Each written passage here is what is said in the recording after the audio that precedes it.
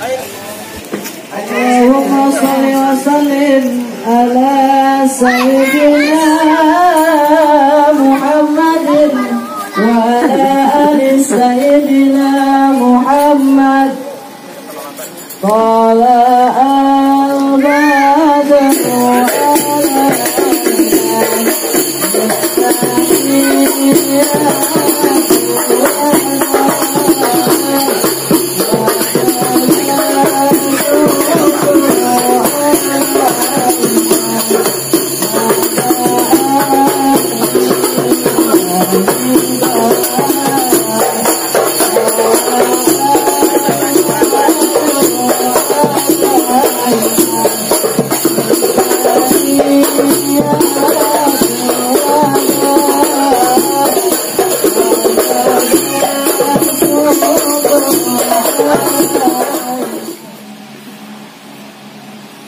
orang itu kalau ikut ajaran Islam maka dia diterima oleh Allah.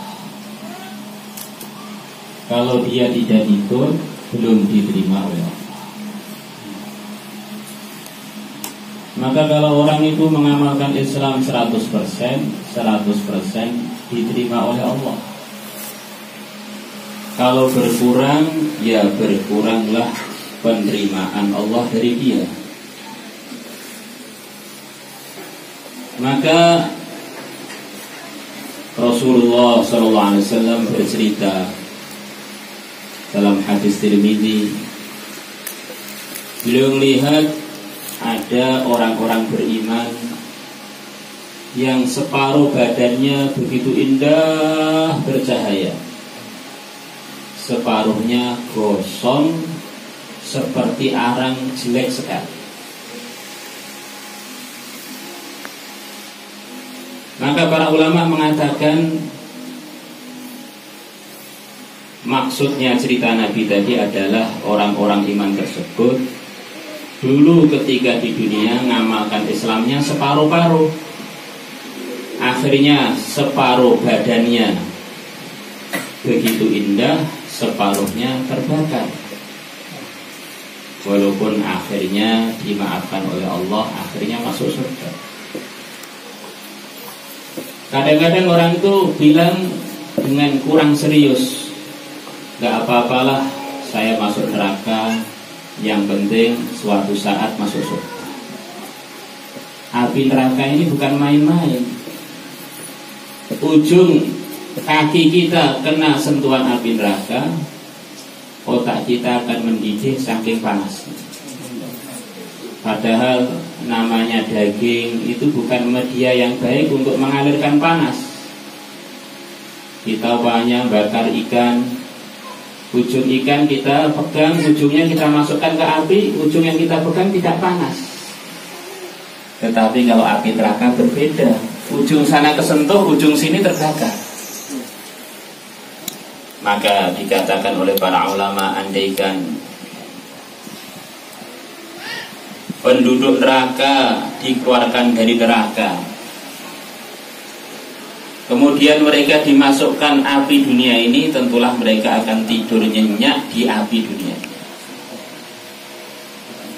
Suatu hari seorang sahabat, ulamanya sahabat, putranya Sayyidina Umar, Ibnu Umar radhiyallahu ta'ala anhu, sedang berjalan, beliau melihat api di depan para sahabat beliau, teman-teman beliau, murid-murid beliau. Tiba-tiba beliau bilang, ya Allah, saya juga minta perlindungan dari apa yang api dunia minta perlindungan dari perkara tersebut. Maka murid-murid beliau tanya, apa maksudnya Tuhan berkata begitu itu? Beliau mengatakan, api dunia ini selalu saja berdoa kepada Allah, ya Allah, lindungilah saya dari api neraka. Jadi api dunia ini ketakutan dengan api neraka. Api dunia kok dimasukkan neraka, kepanasan. Maka orang yang gak takut neraka ini beraninya melebihi api. Padahal kita megang api juga gak berani. Hadirin yang dimuliakan Allah wal hadirat, sudah jadi keputusan Allah. Allah akan turunkan di dunia dan telah diturunkan. Ini cerita zaman dulu. Allah akan turunkan khalifahnya, yang mana kata Imam Tabarani, khalifah itu maksudnya adalah orang yang mencontohi bagaimana hidup sesuai dengan apa yang diridhai Allah dan menjauhi yang dilarang oleh Allah. Itulah namanya khalifah.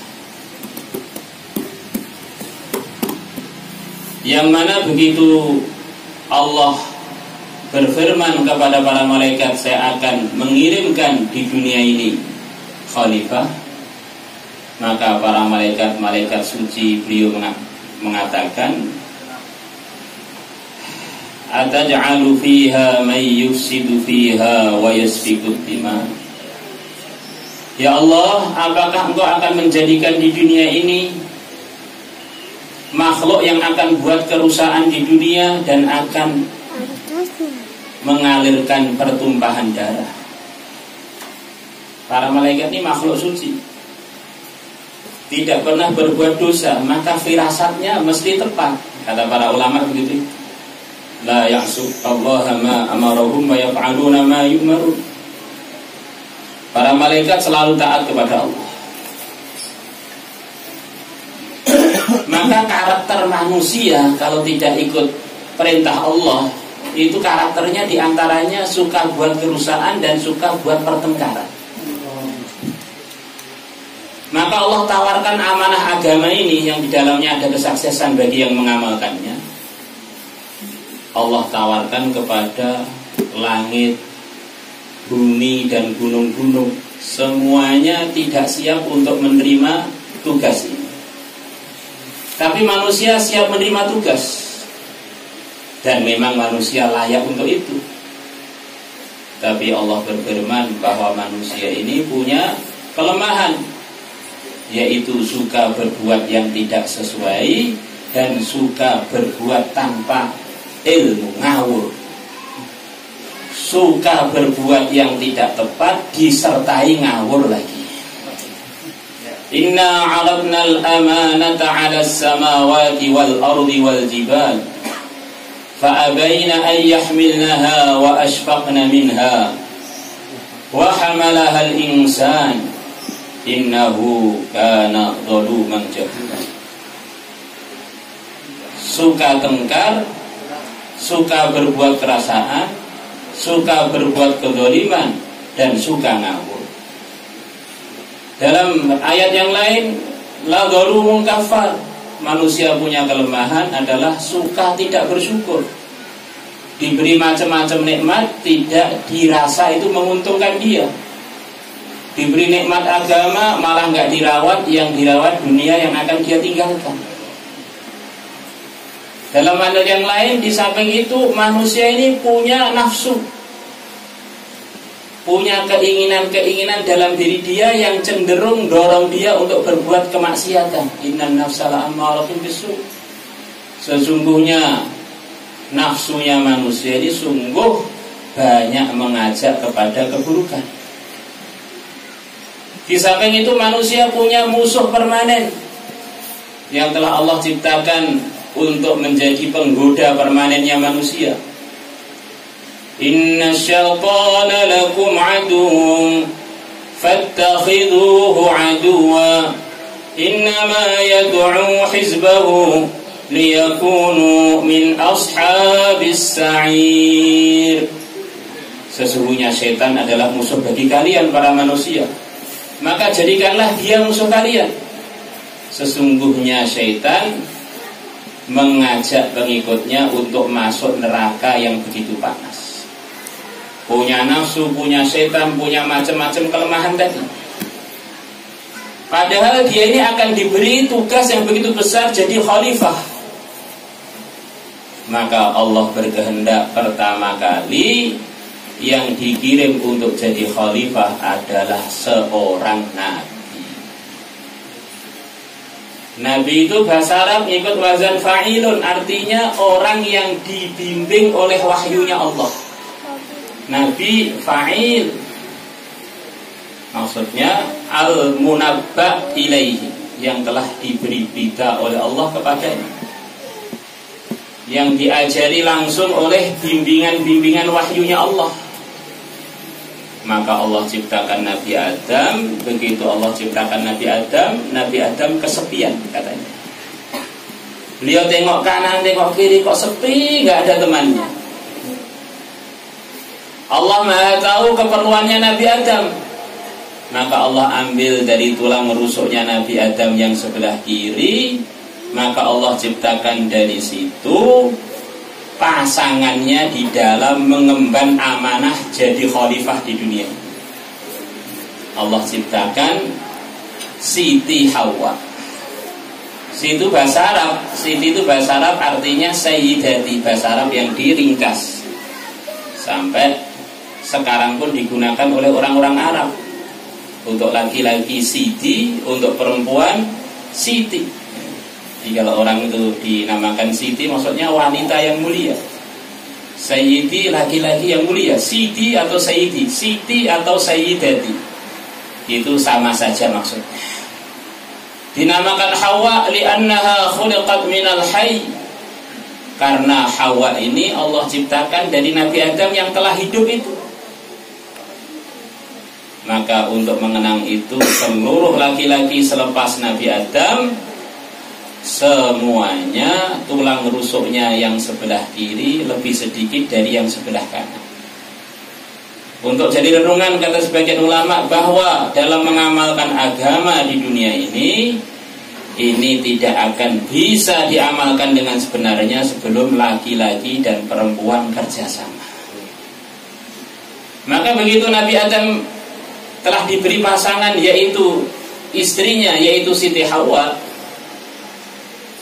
maka Siti Hawa begitu diciptakan, ini ngomong aja untuk menghilangkan kesepiannya Nabi Adam. Maka wanita itu kalau suka ngomong itu wanita normal. Kalau terlalu banyak dia malah kurang normal. Nanti anaknya nggak cepat bisa bicara, nggak cepat bisa tanggap karena ibunya diem aja. Tapi bagaimana ngomongnya ini jadi pahala semua. Belum lama, beberapa tahun yang lalu, ada tamu ke tempat kami dari Indonesia yang sudah jadi warga negara Amerika. Ngobrol-ngobrol dengan kita, apa kesibukannya di Amerika? Kami punya lembaga survei katanya. Kami dapat maisha dari situ, kehidupan dari situ. Apa saja yang pernah disurvei? Kemarin yang terakhir nyurvei laki-laki dan wanita dari segi senengnya berbicara. Katanya sampelnya itu yang dibuat penelitian kurang lebih 10.000 orang. Kesimpulannya, laki-laki sehari bisa ngomong 7.000 kata, itu sudah laki-laki yang banyak ngomong, sudah capek. Jadi kalau perempuan setiap hari ngomong 45.000 kata, itu perempuan yang biasa, belum yang cerewet. Maka perempuan itu kalau ngomongnya ngajak orang kepada agama, pikir agama, untuk zikir, untuk baca Quran, memang dia punya potensi khusus yang laki-laki pun tidak punya. Maka perjuangannya para nabi, para rasul, mulai kakek kita pertama Nabi Adam, selalu disempurnakan dengan kerja mastura.